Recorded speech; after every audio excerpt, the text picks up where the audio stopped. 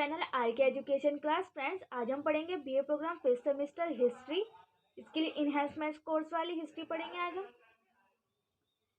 History के unit one पढ़ेंगे। Unit 1 का पार्ट 1 मैं ऑलरेडी अपलोड कर चुकी हूँ। आज हम पढ़ेंगे पार्ट 2, कैसेट संस्कृति।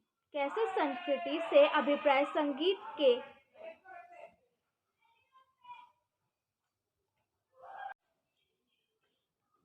हेलो एवरीवन, आप देख रहे हैं मेरे YouTube channel R K education class. Friends, आज हम करेंगे BA program fifth semester history popular culture unit 1, संस्कृति को समझना। इसके पार्ट 1 में ऑलरेडी अपलोड कर चुकी हूँ। उसमें हमने पढ़ा था लोकप्रिय संस्कृति, लोक संस्कृति, उच्च संस्कृति। आज हम पढ़ेंगे पार्ट 2, कैसेट संस्कृति। कैसेट संस्कृति से अभिप्राय संगीत के श्रव्य कैसेट के रूप में रिकॉर्ड और उनके व्यापक उत्पादन और बिक्री से है।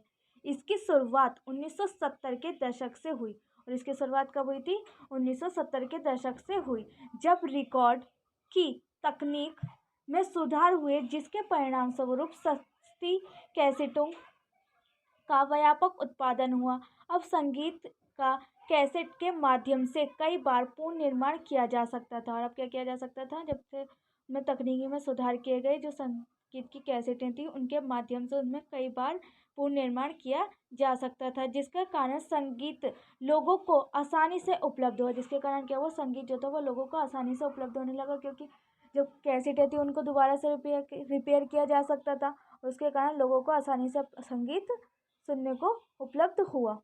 1980 के दशक में रिकॉर्ड तकनीक में और सुधार होने के कारण गुणवत्ता पर आधारित संगीत सस्ते में उपलब्ध होना संभव हुआ। फिर 1980 के दशक में क्या हुआ? जो रिकॉर्ड तकनीक है उसमें और सुधार हुए। उसमें जो सुधार हुआ उसमें क्या हुआ? गुणवत्ता, उसकी संगीत की गुणवत्ता पर आधारित संगीत सस्ते में उपलब्ध होने संभव हुए। उसके अब वो आसानी से और सस्ते मिलने लगे 1980 के दशक के बाद। साथ ही संगीत की 4 ट्रैक रिकॉर्डिंग के तकनीकी विकास के कारण घरों में संगीत रिकॉर्ड करना संभव हुआ। फिर क्या हुआ कि संगीत को घरों में भी संगीत को रिकॉर्ड करना भी संभव हुआ। कैसेट संस्कृति के अंतर्गत विभिन्न प्रकार के संगीत जैसे फिल्म संगीत, भक्ति संगीत, लोकप्रिय संगीत, क्षेत्रीय संगीत, गैर फिल्मी संगीत आदि आसानी से उपलब्ध हुए। और कैसेट संस्कृति के अंतर्गत विभिन्न प्रकार के संगीत, फॉर एग्जाम्पल फिल्मी संगीत, भक्ति संगीत, लोकप्रिय संगीत, क्षेत्रीय संगीत, गैर फिल्मी संगीत आदि आसानी से उपलब्ध होने लगे। उदाहरण के लिए फिल्म, गीत और भजन की कैसेटें काफ़ी लोकप्रिय हैं। और उदाहरण के रूप में हम कह सकते हैं कि फिल्म की या गीत और भजन की जो कैसेटें हैं वो काफ़ी लोकप्रिय हैं। पीटर मैनुअल भारत में कैसेट संस्कृति के प्रभाव की विवेचना करते हैं। अपनी कृत्य cassette culture, popular music and technology in north India में कहते हैं कि वही कैसेट संस्कृति ने भारत की लोकप्रिय संस्कृति में क्रांतिकारी परिवर्तन किए। इसने न केवल कुछ संगीत संबंधी कंपनियों के एकाधिकार को तोड़ा, परंतु साथ ही संपूर्ण भारत में अनेक प्रकार के संगीत के उत्पादन और उसके प्रचार प्रसार को भी बढ़ावा दिया, जिसमें मुख्यतः फिल्में और भक्ति संगीत शामिल हैं। पीटर मैनुअल जो अपनी बुक लिखते हैं उसमें उन्होंने क्या कहा है? Cassette culture, popular music and technology in north India में कहते हैं कि वही ने कैसेट जो है वो संस्कृति ने भारत की लोकप्रिय संस्कृति में क्रांतिकारी परिवर्तन किए। इसमें न केवल कुछ संगीत संबंधी कंपनियों को एकाधिकार को तोड़ा, परंतु इसने क्या किया? साथ ही संपूर्ण भारत के अनेक प्रकार के संगीत के उत्पादन और उसके प्रचार प्रसार को भी बढ़ावा दिया, जिसमें मुख्यतः फिल्म और भक्ति संगीत शामिल हैं।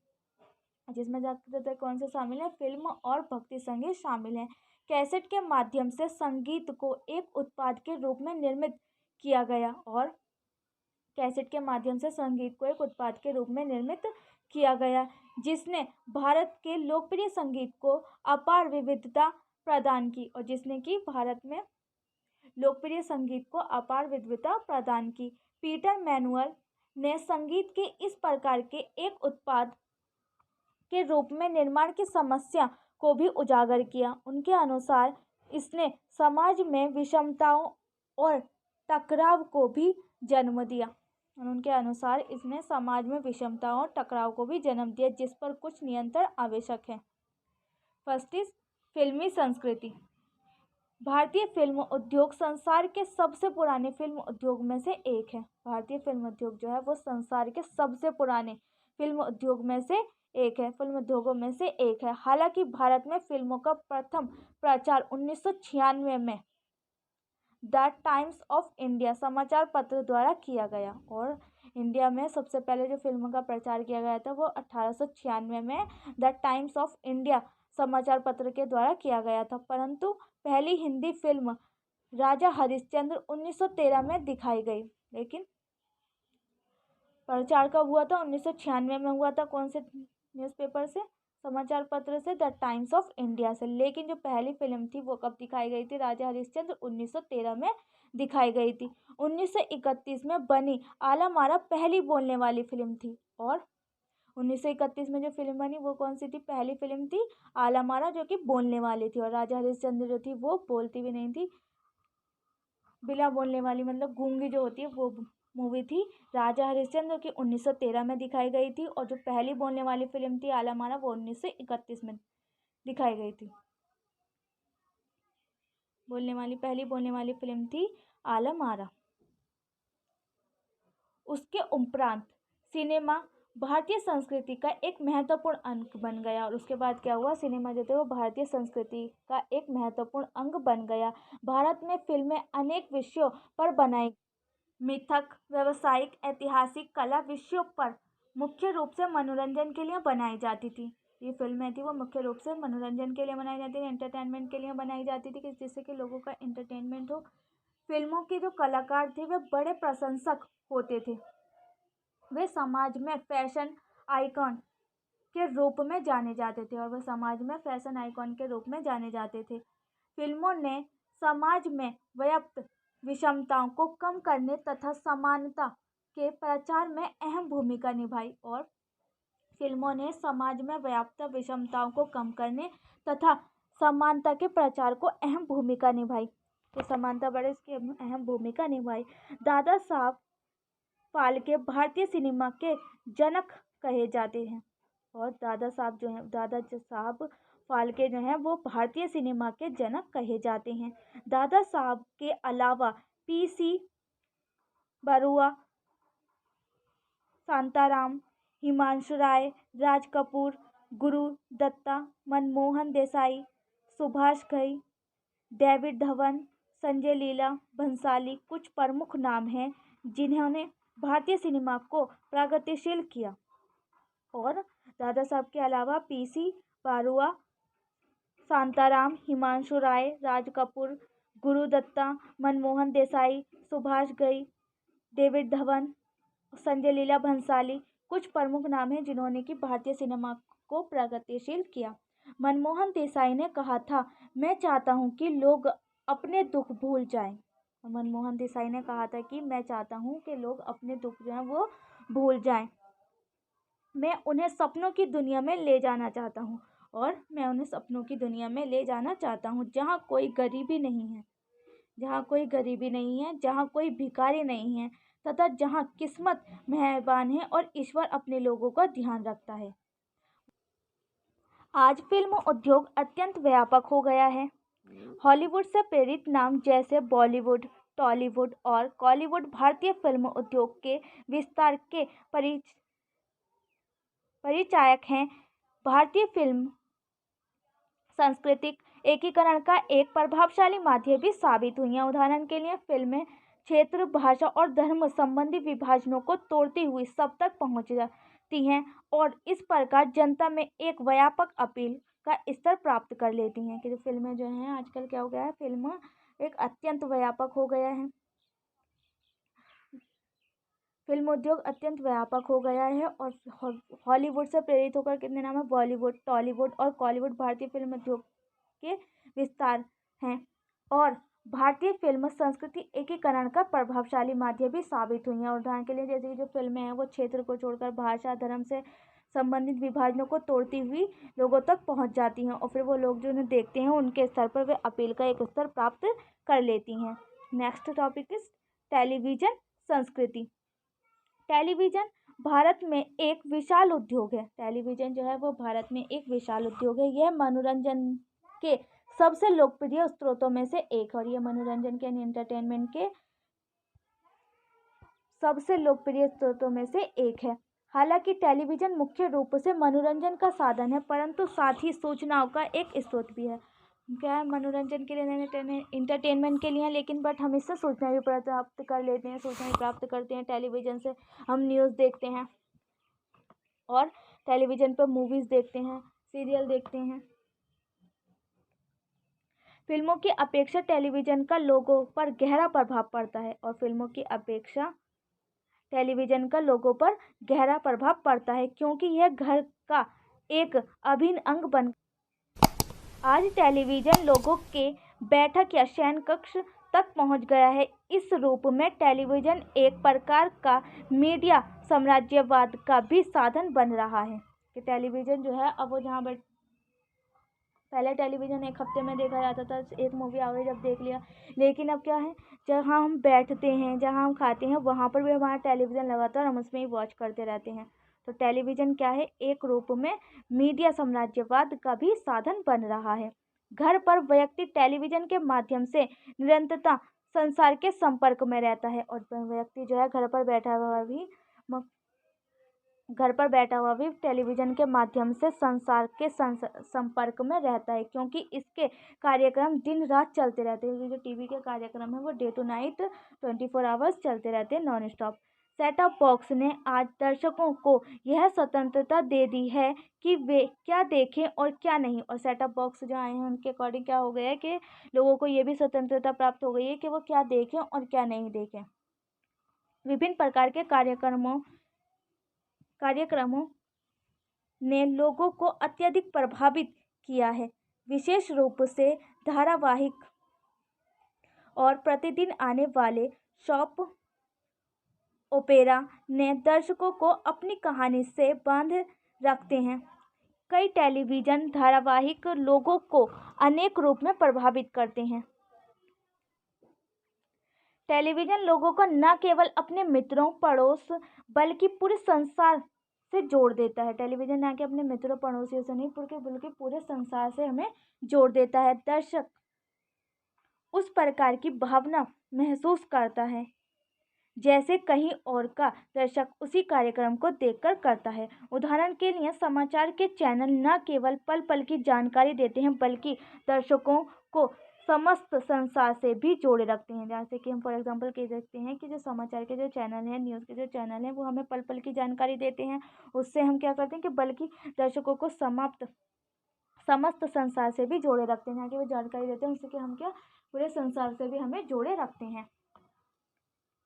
कई लोग टेलीविज़न को बच्चों के ध्यान भंग का एक सशक्त माध्यम मानते हैं और कई लोग जो हैं वो टेलीविज़न को बच्चों के ध्यान भंग मतलब कि उनका स्टडी से ध्यान उठ के वो टेलीविज़न को ही देखने लग जाते हैं का कारण भी मानते हैं। यह कहा जाता है कि टेलीविज़न उनके अध्ययन को प्रभावित करता है, कि जो वो स्टडी कर रहे हैं उसको प्रभावित करता है, क्योंकि बच्चे स्टडी में न लगकर टेलीविज़न को ही देखने लग जाते हैं। सीरियल देखते हैं, कॉमेडी सीन देखते हैं तो उसके अकॉर्डिंग वो अपनी स्टडी पर इतना फोकस नहीं कर पाते जितना कि वो टीवी पर फोकस करते हैं। परंतु आज के समय में यह लगभग असंभव हो गया। आज के समय में क्या हो गया है, ये असंभव हो गया है, इम्पॉसिबल हो गया है कि बच्चों को टेलीविज़न देखने से रोका जा सके, या जब यह ज्ञात है कि आज टेलीविज़न हर घर में मौजूद है।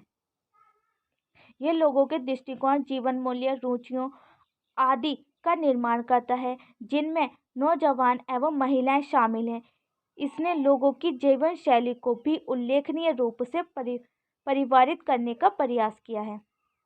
आज के समय में देखना बंद करना बिल्कुल असंभव है, क्योंकि बच्चे ज़्यादा स्टडी पर कॉन्सेंट्रेट न करके टेलीविज़न को ही देखते हैं। तो ये इम्पॉसिबल है कि उनको टेलीविज़न से बिल्कुल ही रोक दिया जाए, क्योंकि अब जो है टेलीविज़न वो हर घर में मौजूद है और इसमें लोगों के दृष्टिकोण, जीवन मूल्य, रुचि आदि का निर्माण करता है जिनमें नौजवान एवं महिलाएं शामिल हैं।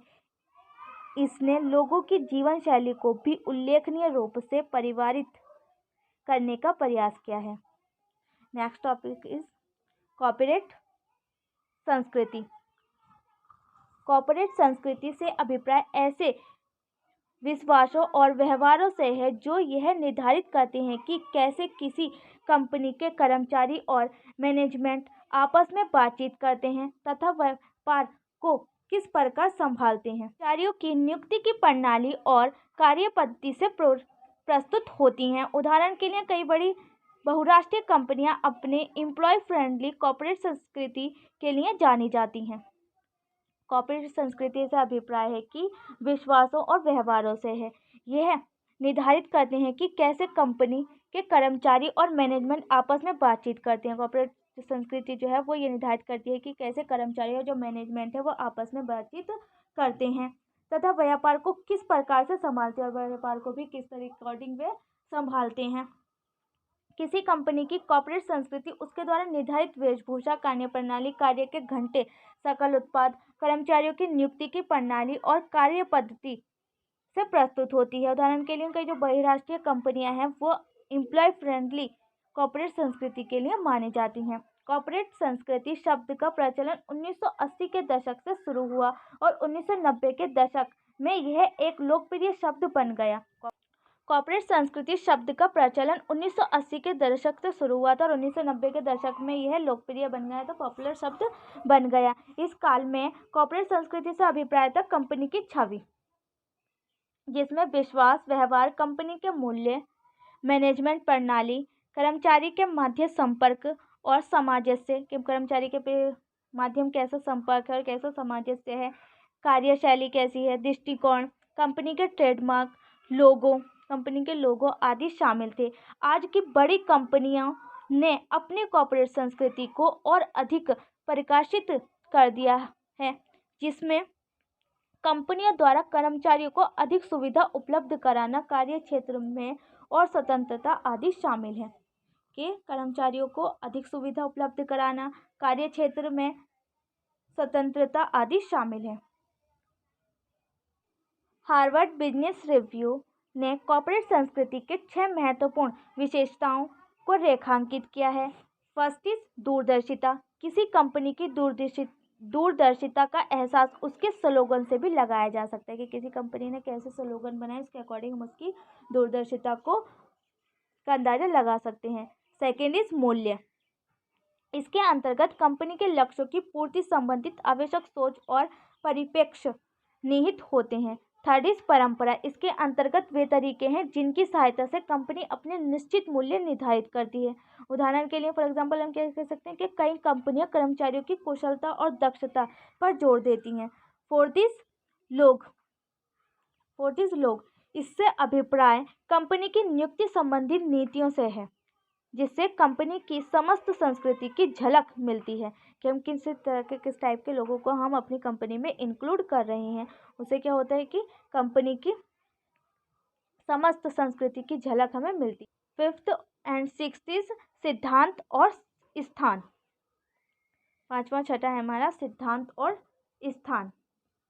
एक सशक्त सिद्धांत किसी भी कंपनी के विकास और छवि के लिए महत्वपूर्ण है। एक सशक्त सिद्धांत किसी भी कंपनी के विकास और उसकी छवि के लिए बहुत ही ज़्यादा महत्वपूर्ण है। इसी प्रकार से कंपनी का स्थान या स्थिति, जैसे शहर में कंपनी का दफ्तर, इमारत का नक्शा आदि भी समकालीन कॉर्पोरेट संस्कृति के प्रभावशाली तत्व बन गए हैं कि हम किस जगह पर अपनी कंपनी को रख रहे हैं, किस जगह पर अपनी कंपनी की इमारत बना रहे हैं, वो भी हमारे लिए बहुत ही ज़्यादा कंपनी के लिए इम्पोर्टेंट होता है।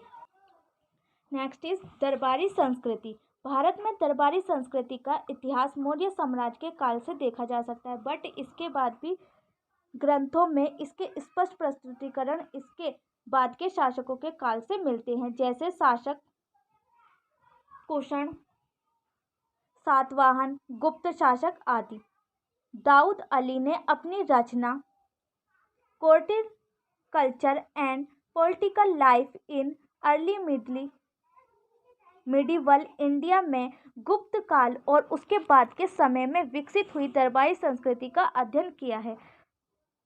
दाऊद अली के अनुसार शाही दरबार एक सामाजिक और सांस्कृतिक संस्थान की भांति कार्य करता है। गुप्त काल से विकसित हुई दरबारी संस्कृति कालांतर में भी भीतर रही है। मध्यकाल में दिल्ली सल्तनत और मुगल साम्राज्य की स्थापना ने दरबारी संस्कृति को कई नई विशिष्टताओं से समापन किया। दरबारी संस्कृति दरबारी जीवन का प्रस्तुतिकरण करती है, जैसे शिष्टाचार, आचार विचार, सभ्याचार आदि।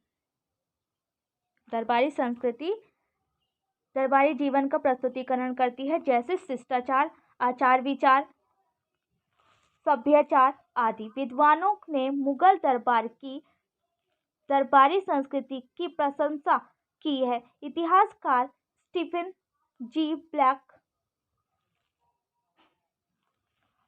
और हरबंस मुखिया कहते हैं कि मुगल दरबार एक प्रकार से विश्व व्यवस्था का प्रतिरूप था तथा दरबार में राजकुमारों और कुलीनों का निर्धारित स्थान दरबार में राज्य की शक्ति और प्रभुत्व का प्रतीक था।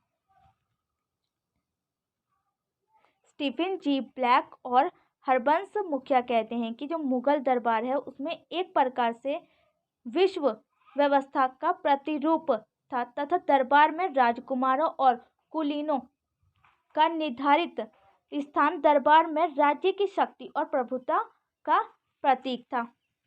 नेक्स्ट इज मौर्य संस्कृति।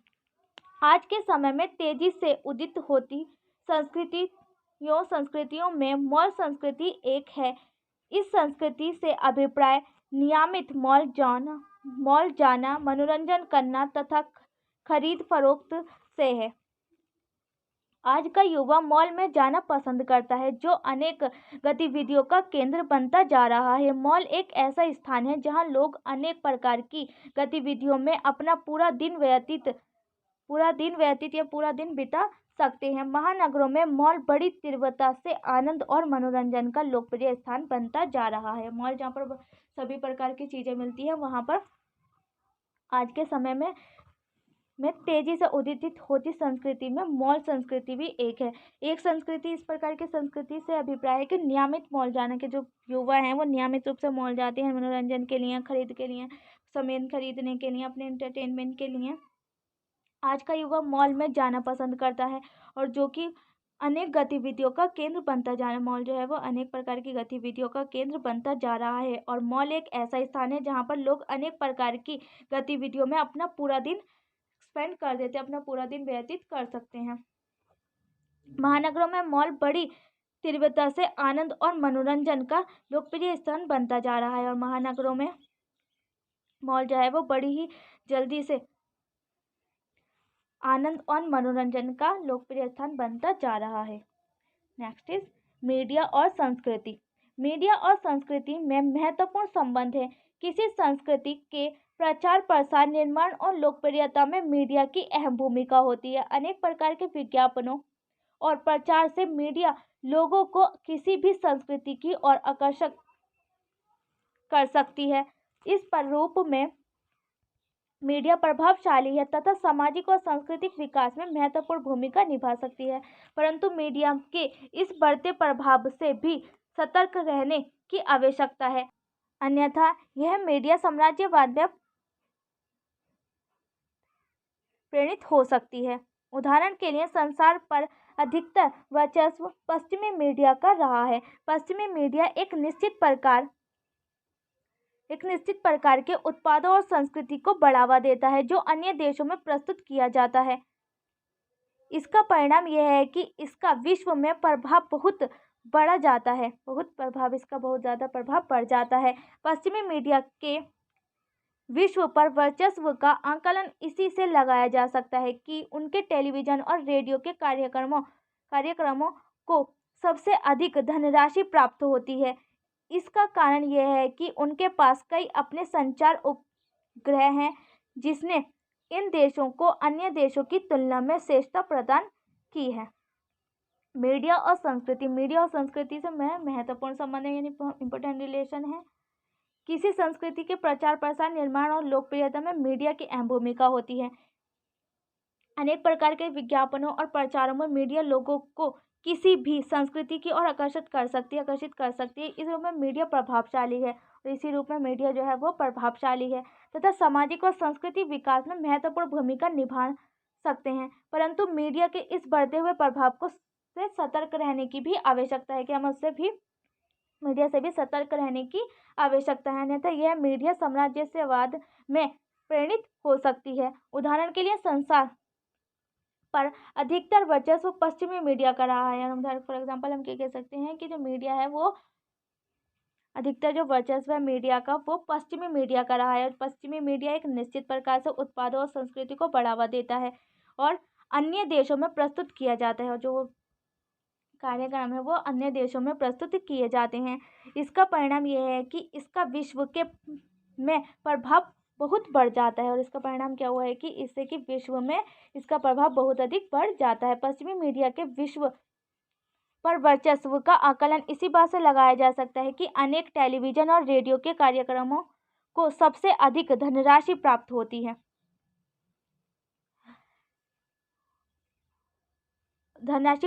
है। उनके पास कई अपने संचार उपग्रह हैं जिनसे इन देशों को अन्य देशों की तुलना में श्रेष्ठता प्रदान की है। उपसंहार हम देख सकते हैं कि भारतीय संस्कृति में अनेक प्रकार की विविधताएं हैं। उपरोक्त विवेचना संस्कृति की कुछ विविधताओं को उजागर करती हैं। यह विविधता भारत की विशालता और अपार विविधता को रेखांकित करती हैं, जो न केवल भारत की एक विपुल संस्कृति पूंजी है बल्कि इसकी सबसे बड़ी शक्ति भी है। नेक्स्ट वीडियो में करेंगे फ्रेंड्स हम भारतीय संस्कृति परंपराओं में बहुलता। उम्मीद है फ्रेंड्स आपको मेरी वीडियो पसंद आएगी। वीडियो कैसी रही कमेंट बॉक्स में बताना ना भूलें। ऐसी इंटरेस्टिंग वीडियो को देखने के लिए मेरे चैनल को लाइक शेयर सब्सक्राइब करना ना भूलें। साथ में बेल आइकन को प्रेस करें जिससे आने वाली वीडियो की नोटिफिकेशन सबसे पहले आपके पास पहुंचे और इसे अपनी फ्रेंड्स एंड फैमिली के साथ भी शेयर करें जिससे इस वीडियो का प्रॉफिट उन्हें भी हो। Thanks for watching my video.